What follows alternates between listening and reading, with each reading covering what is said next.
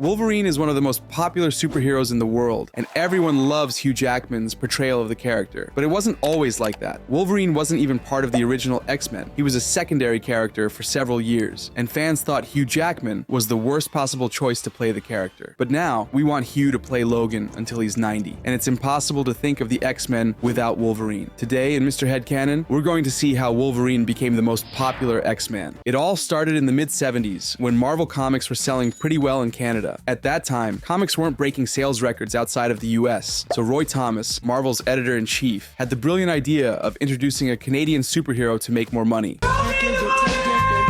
Writer Len Wein and artist John Romita created Wolverine, who made a small cameo in The Incredible Hulk 180 and fought the Hulk in the following issue. His design was very similar to the one he has now, except for a few details on the mask. But back then, we knew nothing about him, other than he had adamantium claws, and people thought the claws came out of his gloves, not that they were part of his skeleton. It wasn't mentioned that he was a mutant. His connection to the Weapon X project wasn't explained. We didn't know what his powers were, and his motivations weren't clear at all. His personality was a bit different from what we know today because this version of Wolverine talked a lot and was a bit playful. Marvel's plan was for him to be a Canadian assassin and nothing more. They didn't plan on using the character again in the future. Why not? Wolverine was supposed to be one of the many characters that debuted in one comic of another superhero and then vanished into oblivion. But the character's fate changed in 1975 when Marvel relaunched the X-Men. Mutants had been having adventures since the 60s, but Len Wein wanted to refresh the team by adding new members to attract new readers. One of his ideas was to include mutants of different nationalities, like Colossus, who was Russian, Nightcrawler, who was German, Storm, who had African origins, and Wolverine, who was Canadian. In just one panel of giant-size X-Men #1, Professor X revealed that Wolverine was a mutant, and Logan's personality became very clear. He was impatient, aggressive, violent, selfish. His morality was very questionable, and he didn't care about the greater good or doing the right thing. He didn't join the X-Men to make the world a better place, but to escape the grasp of the Canadian government. Selfish bastard! This set Wolverine apart from all the other Marvel characters of the time. The company had differentiated itself from DC by presenting human characters with everyday problems, like alcoholism or struggling to pay the rent. But at the end of the day, Spider-Man, Iron Man, and Daredevil always did the right thing. They could be role models for readers, despite their flaws. Wolverine wasn't like that. He broke all the rules, never questioned if what he was doing was right, and didn't feel any remorse after killing. Due to regulations, we couldn't see Wolverine killing people directly, but it was implied that Logan had killed in the past and would do it again if necessary, or if he felt like it. He's a very dangerous man. Keep in mind that at that time, anti-heroes weren't popular yet. Giant-size X-Men went on sale 16 years before Cable's debut, 17 years before Deadpool showed up for the first time, and 18 years before Todd McFarlane created Spawn. The only character who could be considered remotely similar was Punisher, who debuted a year earlier in 1974. But Frank Castle wouldn't get his own comic until 1985, 11 years later. Wolverine broke the mold, but that wasn't enough. Logan was the disruptive member of the X-Men and caught a lot of attention from fans, but he was far from being the most popular member of the group. For several issues, Logan barely had a couple lines of dialogue, didn't star in any storylines, and didn't even appear on the covers. On the cover of Uncanny X-Men '94, the comic where he first appeared as part of the regular series, we can see all the X-Men except Wolverine. Well, technically we can see him in this little circle, but you know what I mean. I'm on the cover of a magazine!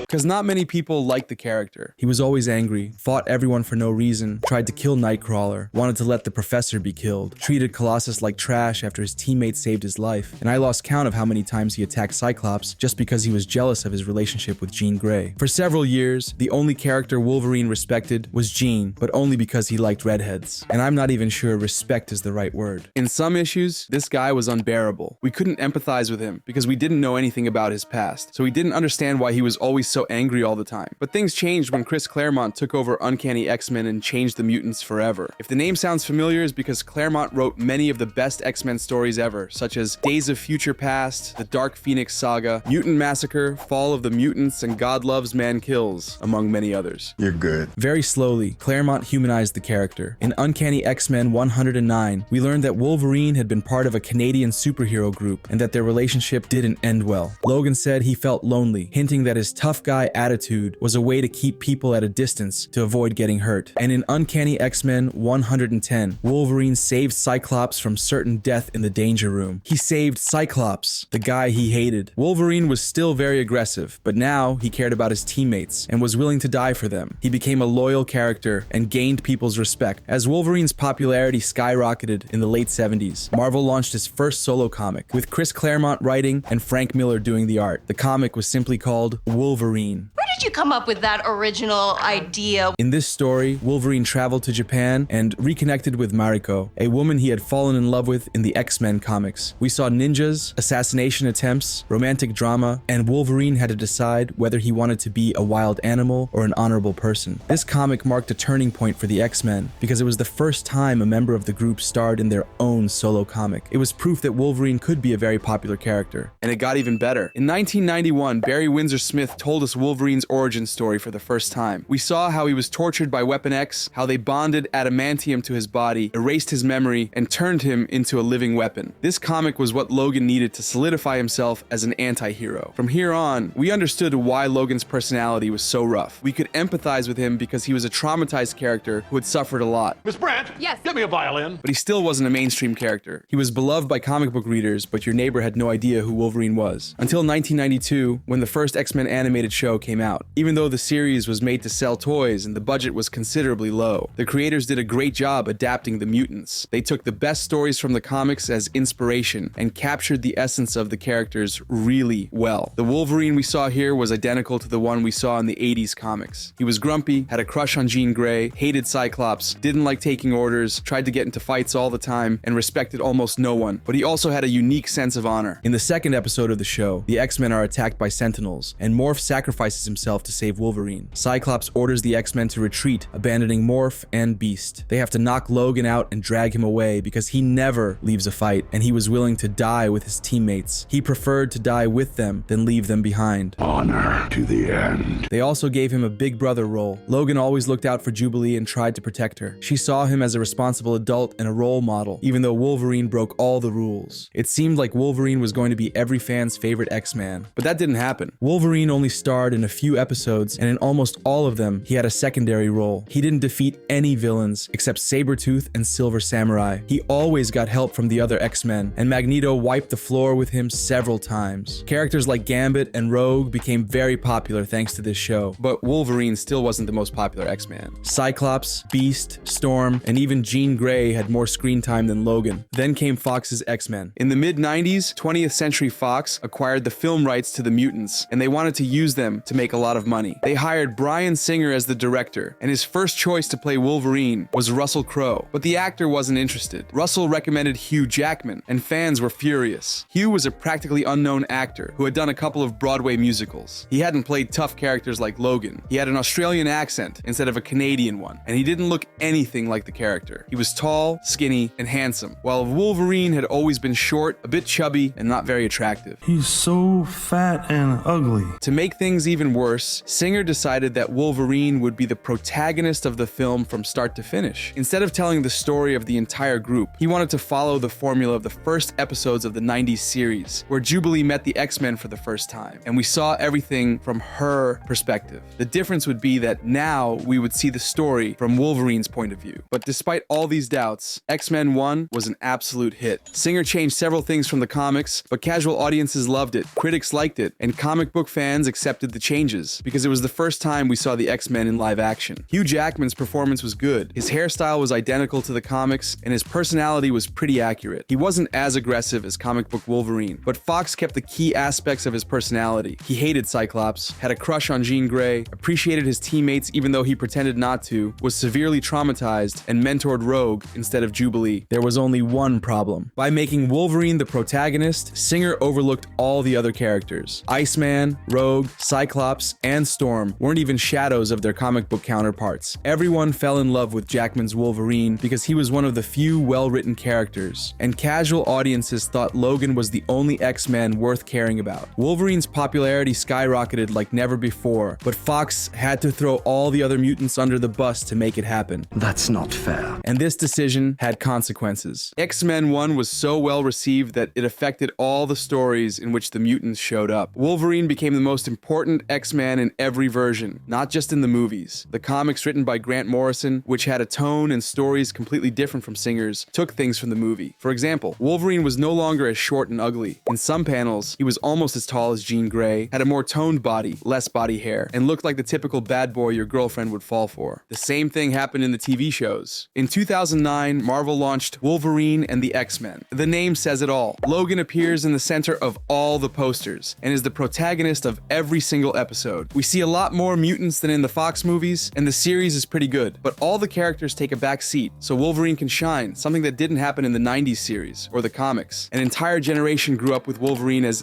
the X-Man, and that was just the beginning. Wolverine was the protagonist of X-Men 2, X-Men 3, and he was also the first X-Man to star in a solo film, precisely what had happened in the comics. X-Men Origins Wolverine was terrible in every single way, but the movie still managed to be profitable thanks to Hugh Jackman's popularity. By 2009, he had already become a Hollywood star. People loved the actor because he was a charismatic guy who had never had any problems with anyone. When we found out he had skin cancer, we felt even closer to Hugh because he was suffering from a disease anyone could get, and we all hoped he would recover. You poor thing. Any other character would have disappeared from the face of the earth after a horrible movie like X-Men Origins Wolverine. Deadpool was buried for years after that film, and Gambit too, but Wolverine's popularity was so huge that he made a cameo in First Class and returned in 2013 to star in a second solo movie. This would have been impossible for any other character. It had been like Warner making a second Green Lantern movie after the 2011 fiasco. But by then, Hugh Jackman had become Wolverine. He was the only mutant who had appeared in every X-Men movie, and Hugh declared himself a fan of the character. In the early 2000s, he hadn't even read an X-Men comic, but by 2013, he was in love with the role that made him famous. I'd never heard of X-Men. I didn't know there was an animal called a Wolverine. I thought it was like one of those